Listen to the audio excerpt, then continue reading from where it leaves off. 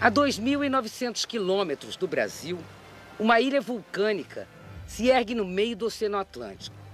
Em Santa Helena, um Napoleão, derrotado pelos ingleses, dita suas memórias a 2 companheiros de armas. Admite que a invasão da Península Ibérica foi um erro.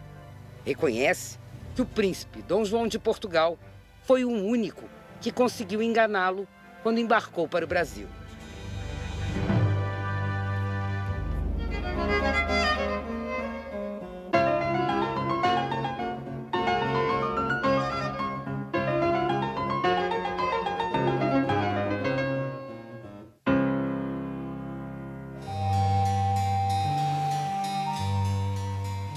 Mas para atravessar um oceano com a corte, a família e o governo, quantos navios foram necessários? Quantas pessoas fizeram essa longa travessia? O número mais frequente nos livros é de 15.000 pessoas. A origem desta estimativa está no relato de um marinheiro irlandês, Thomas O'Neill, que fazia parte da esquadra britânica. Já a quantidade de embarcações descritas varia entre 30 e 56. Todos os historiadores concordam que os navios saíram aqui de Lisboa lotados. Mas a quantidade de portugueses que buscavam refúgio no Brasil é um tema que até hoje inspira estudos e provoca muita discussão. O professor Nireu Cavalcante recorreu às listas que existem em Portugal e no Rio de Janeiro para afirmar que menos de 500 pessoas saíram de Lisboa. Eu digo que o número mais viável, mais próximo de uma possibilidade concreta é 420 pessoas. Para montar a minha lista, eu tive que levar em consideração as listas existentes nos diversos arquivos. Então, aqui nós temos a lista do arquivo do Instituto Histórico e Geográfico Brasileiro. É uma lista, né, um microfilme de um documento, nós não sabemos qual a origem e em que período foi feita essa lista.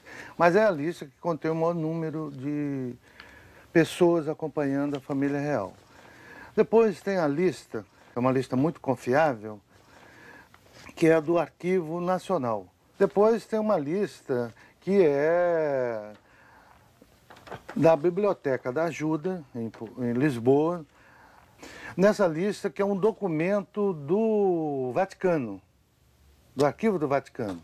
Então, alguém foi lá e copiou, né, a lista do Vaticano. Depois nós temos listas formadas por 2 testemunhas. A do padre Luiz Gonçalves dos Santos, que é uma testemunha da chegada, ele descreve todo mundo que chegou. Então, é uma lista de alguém que queria mostrar, não é, o quanto isso representou de impacto para a cidade do Rio de Janeiro. Então, está lá, não chega a 200 pessoas. Depois, nós temos uma lista que é do futuro Visconde Rio Seco, que foi o personagem designado por Dom João numa reunião à noite, meia-noite, do dia 25 de novembro de 1807. O Visconde Rio Seco foi chamado e o Dom João falou para ele: no dia 27 à tarde eu estaria embarcando. Quer dizer, no dia 27 todos tinham que ir embora. Então todo mundo tinha que entrar. Dom João chegou às 15 horas do dia 27. Então, o Visconde do Rio Seco teve 40 horas para fazer o embarque de todo mundo e das tralhas, né? É óbvio que teria que ser uma lista possível de ser controlada. O historiador que traduziu os livros de bordo das embarcações inglesas, responsáveis pela escolta da corte, aposta em muito mais gente. Essa questão de número de pessoas que vieram é uma questão muito discutida, com números que variam de 500 para 30.000. A meu ver, né, eu calculo que Conhecendo o número da tripulação de cada navio e dando um desconto, porque muitas vezes não conseguiam completar toda a tripulação, eu calculo que em torno de 7.000 pessoas vieram só de tripulação, isso é, marinheiros e oficiais dos navios, tanto de guerra como mercantes. E uns 4.500 passageiros. Então, estamos falando em torno de 11.000 a 12.000 pessoas no total. Mas grande parte não eram passageiros, eram tripulantes.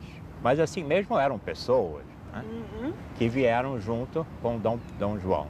Um dos relatos desses livros de bordo diz que na nau onde estava Sidney Smith, o que foi avistado foram 56 navios, é isso?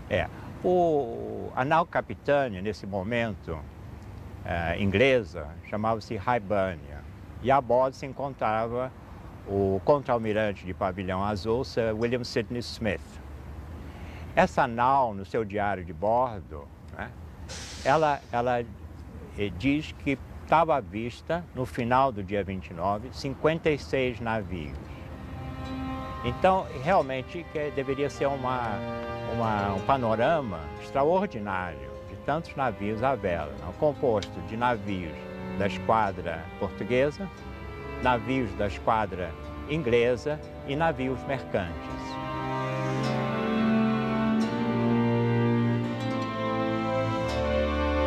A distribuição dos passageiros nos navios portugueses punha em risco 3 gerações dos Bragança.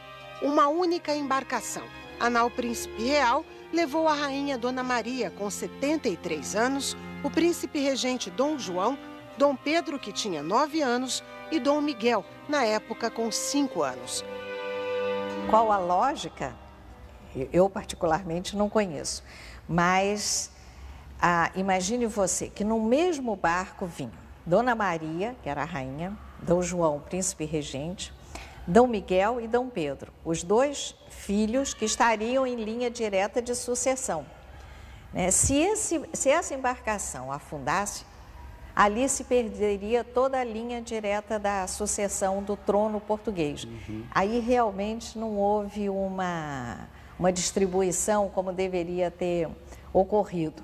E essa embarcação, ela esteve perdida durante um dia. Na travessia ali entre os Açores, já entrando mais para o Atlântico, ela ficou um pouco perdida. Mas depois, graças a Deus, nada aconteceu e eles aqui chegaram. Mas não foi uma boa estratégia, sem dúvida. No navio Afonso de Albuquerque embarcaram Dona Carlota com 4 filhas. A mais velha, Maria Teresa, tinha 14 anos. Maria Isabel Francisca, 10 anos. Maria da Assunção, 2 anos. E Ana de Jesus, 11 meses. Na embarcação Rainha de Portugal ficaram as outras filhas, as infantas Maria Francisca de Assis, com 7 anos, e Isabel Maria, que tinha 6 anos.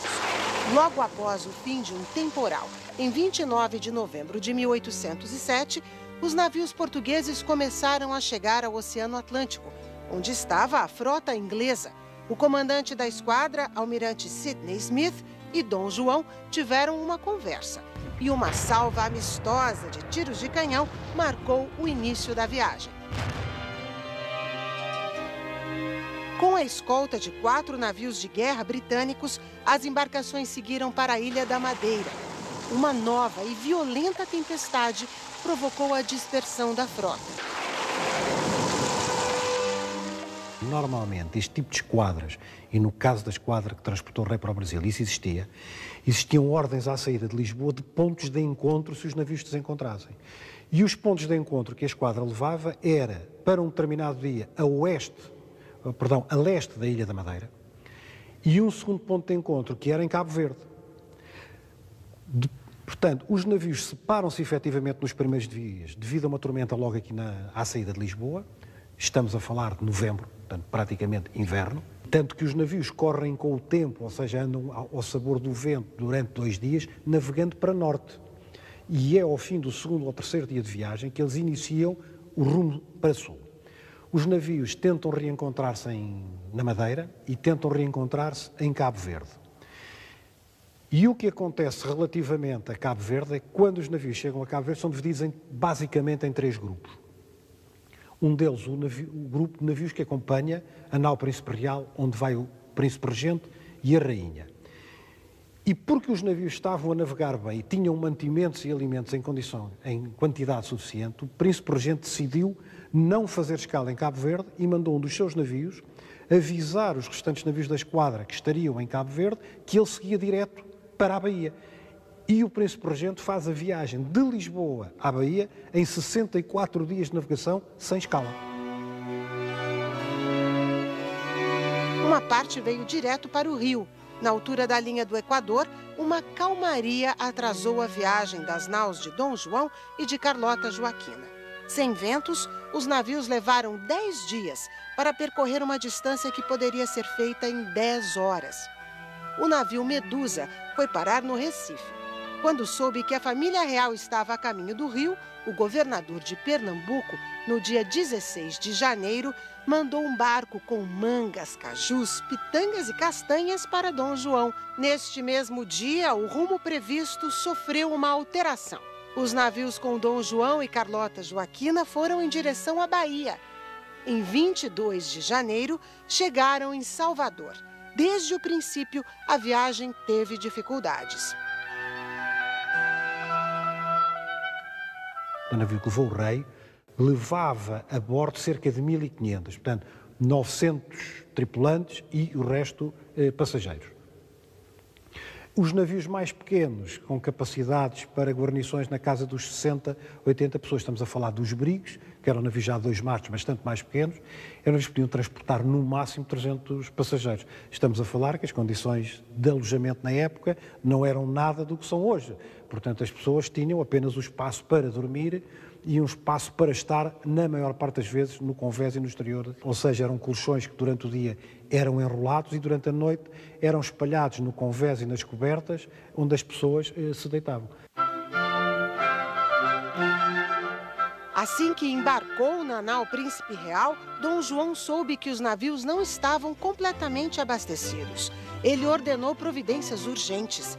Não era uma tarefa fácil, como explica este historiador do Museu da Marinha Real, na Inglaterra.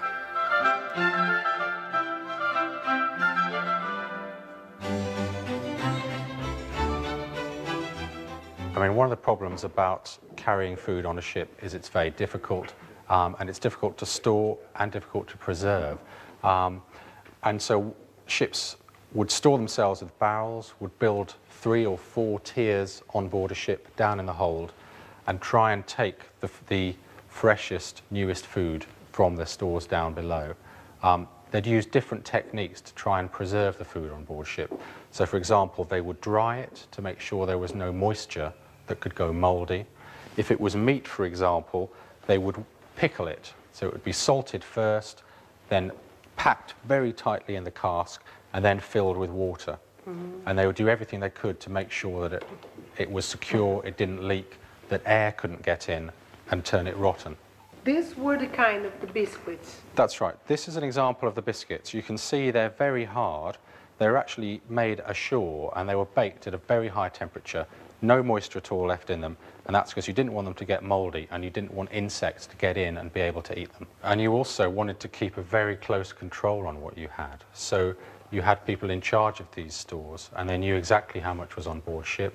They knew who had the keys for those rooms. When a ship first goes to sea, it always takes with it livestock so that men, and probably mainly the officers, get fresh food for those first few days at sea. And you could take pigs, you could take sheep, you could take chickens on board, and they would supply you with sort of fresh food for 2 or 3 weeks to begin with. It is difficult to preserve food on a ship that's moving. You've got to get it out of the hold, it's difficult.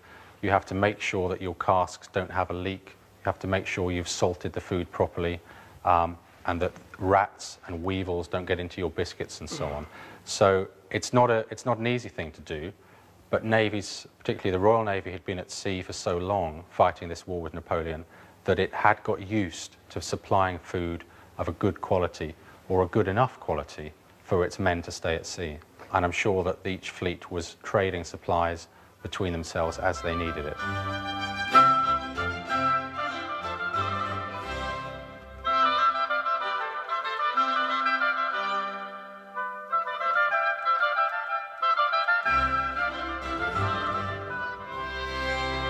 Imensos eram os problemas de quem atravessava o oceano naquela época. Mas os viajantes também contam que cada dia no mar trazia uma novidade, surpreendente sobretudo para quem antes nunca havia deixado o continente europeu. Era um oceano de vida.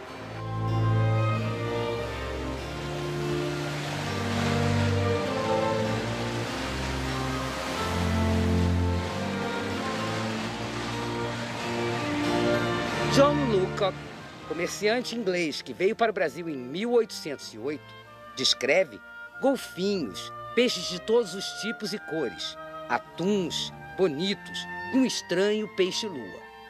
Lucock se entusiasma com as brincadeiras dos golfinhos e das baleias, e especialmente ao falar do brilho da água. Conta que a passagem do navio pela linha do Equador sempre dividia o oceano em vagas de luz, o que mais tarde seria descrito pelos naturalistas von Martius e Spix como um fenômeno que aparecia à noite quando há um encontro de correntes de água quente e fria. Von Martius conta o que viu. O mar fervia com globuzinhos resplandecentes e cada baque do navio de encontro às vagas fazia chispar faíscas que tudo iluminavam em volta. Quanto mais escura a noite, tanto maior a magnificência desse fenômeno. Spix decidiu examinar a água. Fizemos encher de noite algumas vasilhas com água luminosa do mar. No dia seguinte, examinando-a com o auxílio de um microscópio, essa água deixou patente uma infinidade de corpúsculos do tamanho de uma semente de papoula, o que nos permitiu demonstrar que são animais que dão de preferência motivo à fosforescência do mar. A inglesa Maria Graham, que fez a travessia alguns anos depois na fragata inglesa Doris, também descreve peixes e luzes, mas se encanta com a Saturnália, a festa que todas as naus faziam quando cruzavam a linha do Equador, uma fantasia em homenagem aos deuses do mar.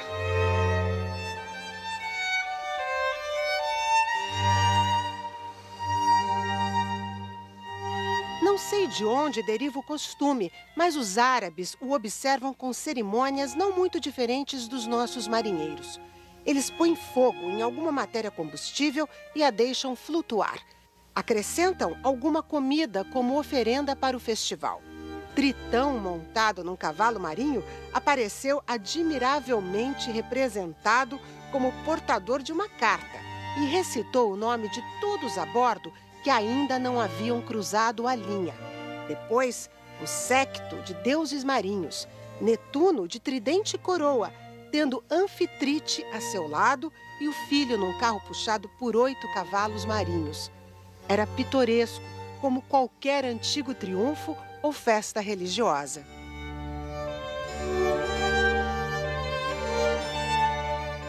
Mas na viagem da corte portuguesa, a separação da frota e a insegurança do que estava por vir não permitiram que a passagem para o hemisfério sul fosse comemorada. Assim que os dias ficavam mais quentes, a beleza e as maravilhas do mar não compensavam os horrores que aumentavam a bordo. Senhoras e senhores da corte, mareados com o cheiro forte dos navios superlotados, depois de quase 2 meses dividindo o tombadilho com a marujada.